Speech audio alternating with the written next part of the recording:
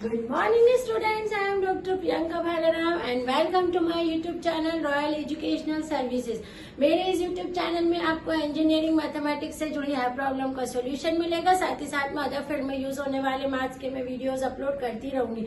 मेरा ये चैनल 9, 10, 11, 12 तो जेई के स्टूडेंट्स के लिए भी बहुत यूजफुल है। इसमें मैं मैथ्स से रिलेटेड पजल्स है, आपकी बेसिक ट्रिक्स है जो कि कॉम्पिटिटिव एग्जाम में बहुत काम आती है, वो अपलोड करती रहूंगी। इसमें मेरे रिसर्च से जुड़े भी कुछ वीडियोस हैं, जैसे कि रिसर्च पेपर कैसे बनाए जाते हैं और रिसर्च प्रपोजल किसे कहते हैं। तो आज मैं लेके आई हूँ एक बहुत ही इम्पोर्टेंट टॉपिक इंजीनियरिंग स्टूडेंट्स के लिए कि how to clear M1 exam. ठीक है, इंजीनियरिंग का बच्चा जो होता है उसके लिए M1, M2, M3 मतलब इंजीनियरिंग मैथमेटिक्स जो है वो उसको बहुत टफ लगता है। ठीक है, हालांकि ये टफ होता नहीं है ना। तो आज का जो मेरा टॉपिक है वो ये है कि आप किस तरह से छोटी छोटी चीजों को ध्यान में रख के हमारा M1 और M2, M3 का जो पेपर है वो इजीली क्लियर कर सकते हैं। आज जो है मैं फोकस कर रही हूँ M1 के पेपर पे कि M1 का पेपर आप कैसे क्लियर करें, इसमें क्या बेसिक छोटी छोटी चीजें हैं जो आपको याद रखनी है। मैंने एक ब्रिज बना के रखा है, आप लोग देख रहे होंगे यहाँ पर एक ब्रिज बना के रखा है 11, 12 then how to clear M1 और इंजीनियरिंग। ठीक है, ये एक पूरा ब्रिज है, मतलब हमारा जो इंजीनियरिंग का मैथमेटिक्स है वो किससे रिलेटेड है, 11, 12 से। ये ब्रिज वही चल रहा है। यहाँ पर इसका लेवल कम था और यहाँ इसका थोड़ा सा लेवल जो है वो बढ़ जाता है। ठीक है, तो यही हमारा एक ब्रिज है जो कि 12 से लेके इंजीनियरिंग तक जाता है। ठीक है, अब इसमें क्या होता है, कई बार 12th में बहुत अच्छा स्कोर किया हुआ स्टूडेंट भी इंजीनियरिंग की M1 की एग्जाम में इतने स्कोर नहीं कर पाता। ये मैंने अभी तक अपने इतने सालों के अनुभव में ये चीज देखी है कि बहुत ही ब्रिलियंट बच्चा था लेकिन वो आके बोलता मैडम M1 के पेपर में मैं भूल गया, मुझे समझ में नहीं आ रहा था। तो उसका रीजन ये है कि आपके प्रीवियस जो कंसेप्ट है आपने उसको रिवाइज नहीं करा है। इसलिए सबसे पहले M1 के लिए आप प्लीज उसको रिवाइज कर लें। आपका डिफरेंशिएशन है, इंटीग्रेशन वाला जो हिस्सा है उसको बहुत स्ट्रांग रखें। आज ही उसके फॉर्मूले एक बार एक नजर पूरा देख लें, प्रोडक्ट वाला फॉर्मूले देख लें, क्वेश्चन रूल वाला फॉर्मूले देख लें, इंटीग्रेशन का जो बाय पार्ट वाला फॉर्मूला है उसको भी एक बार नजर मार लें। एक्चुअली इंजीनियरिंग का M1 में हमें कुछ याद नहीं करना रहता है, ये 12th वाला मैथ्स नहीं है। ठीक है, इसमें आपको कॉन्सेप्ट बताना रहता है। आपका क्या बनेगा, कॉन्सेप्ट, है ना। अब कॉन्सेप्ट का मतलब क्या है कि आपकी जो भी मेथड है आपको उसका एल्गोरिथम पर फोकस करना है। क्या करना है, आपको एल्गोरिथम, क्योंकि मैं आपको बार बार बोल रही हूँ कि फॉर्मूले हैं और एल्गोरिथम है, ये M1 के एग्जाम के लिए बहुत इंपॉर्टेंट है। यदि कोई भी क्वेश्चन आता है किसी भी टॉपिक से आता है, ठीक है, यदि आपको उस टॉपिक का बेसिक एल्गोरिथम पता है और उसमें कौन सा फॉर्मूला जो है वो मेन है, आप ये दोनों चीजें कर लेंगे तो डेफिनेटली वो क्वेश्चन आप जो है वो कर सकते हैं। तो इंजीनियरिंग में M1 में विशेष आपको ये ध्यान रखना है कि मेथड्स के एल्गोरिथम पर फोकस करें। इसलिए मैंने अपनी प्लेलिस्ट में इम्पोर्टेंट एल्गोरिथम एंड फॉर्मूले भी अपलोड करके रखे हैं। उसमें मैंने मेथड्स के एल्गोरिथम शॉर्ट में बता के रखे हैं। ठीक है, तो आप एक बार उसको फोकस करें, एल्गोरिथम और फॉर्मूलेस आपको याद रखने। और प्रीवियस ईयर्स के जो क्वेश्चन पेपर हैं, प्रीवियस ईयर के जो क्वेश्चन पेपर है उसको सॉल्व करना है।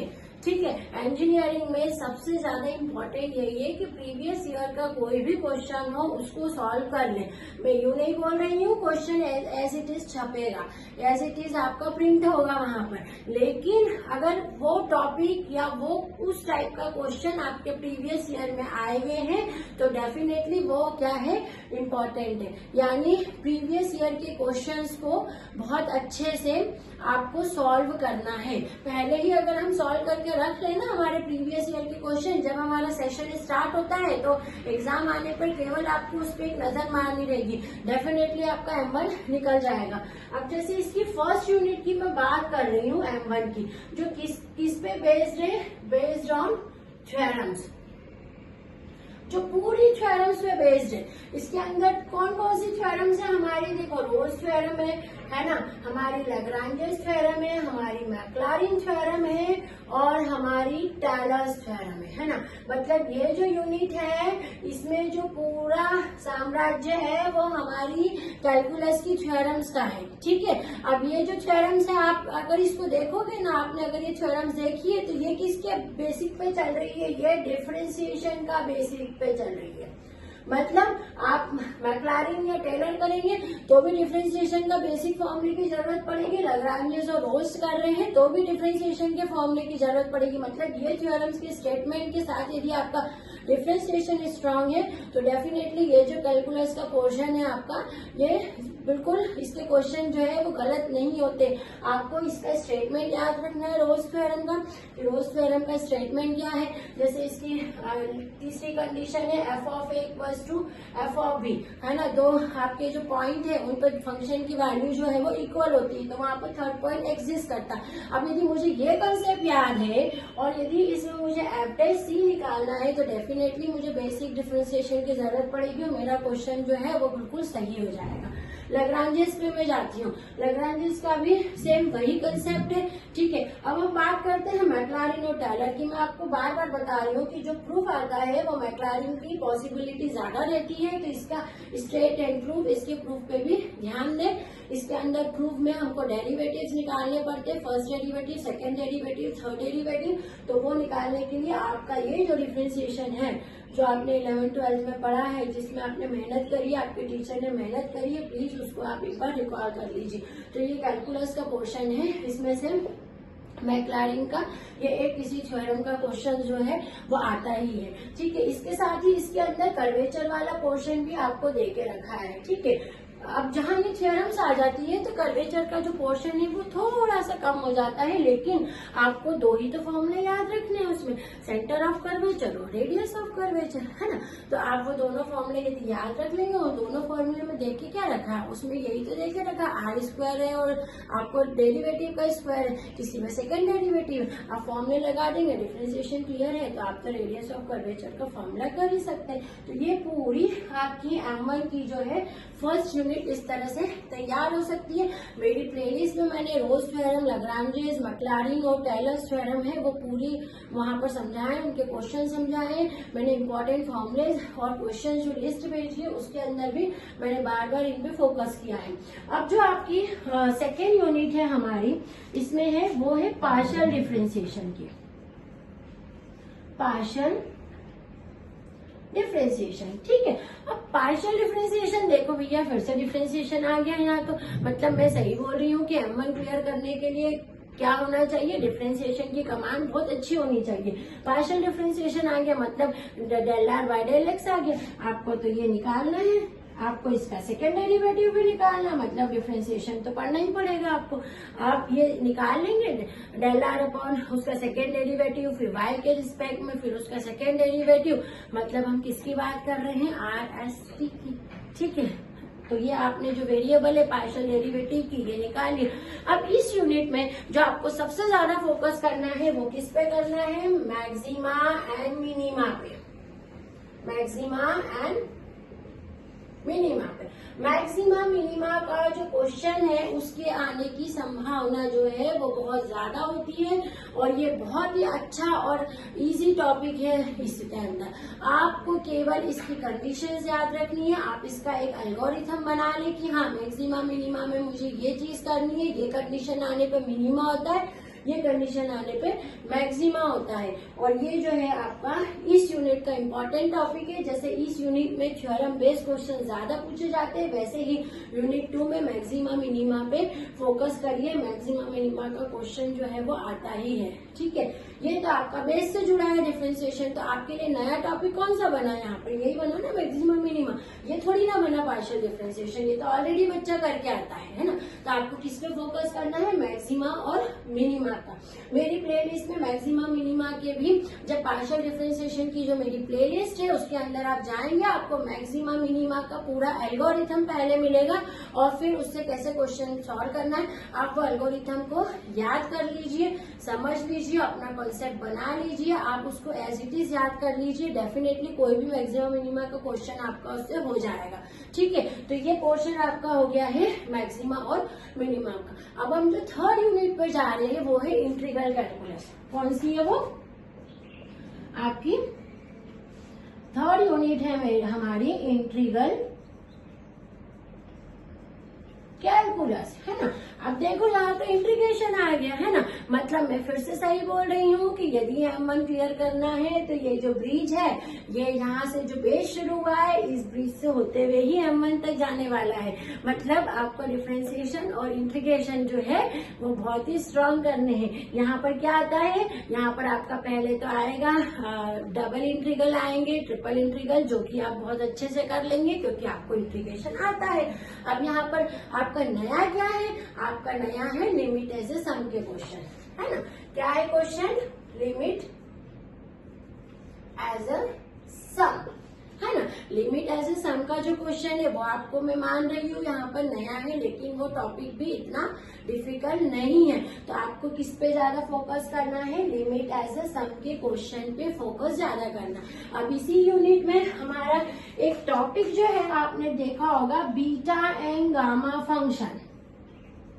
बीटा एंड गामा फंक्शन जो कि हमारे मैथमेटिक्स में बहुत ज्यादा इम्पोर्टेंट है। मैं आपको बता रही हूँ बीटा एंड गामा जो है वो बहुत इम्पोर्टेंट टॉपिक है। इसकी जो हर एक डेरिवेशन है, इसके जो फॉर्मूले हैं सभी बहुत इम्पोर्टेंट है। फिर भी उसमें जो दो चीजें हैं, एक डुप्लीकेशन फॉर्मूला आपका लीजेंडर डुप्लीकेशन फॉर्मूला है, और दूसरा है आपका जो बीटा गामा का रिलेशन है ना, gamma N upon 2 into gamma M plus N. ये दोनों चीजें आपको बहुत अच्छे से करके जानी है। कौन सा है? एक तो आपका डुप्लीकेशन फॉर्मूला और दूसरा आपका रिलेशन बिटवीन बीटा